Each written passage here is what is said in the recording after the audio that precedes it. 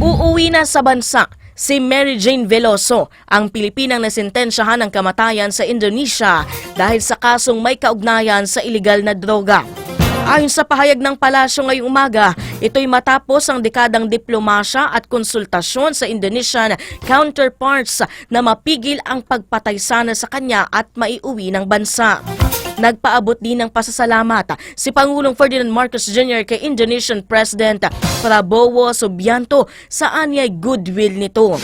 Matatanda ang hinatulan ng kamatayan si Veloso noong 2010 matapos mahuling may dalang droga habang papasok ng Indonesia.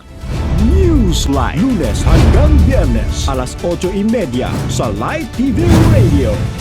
Newsline.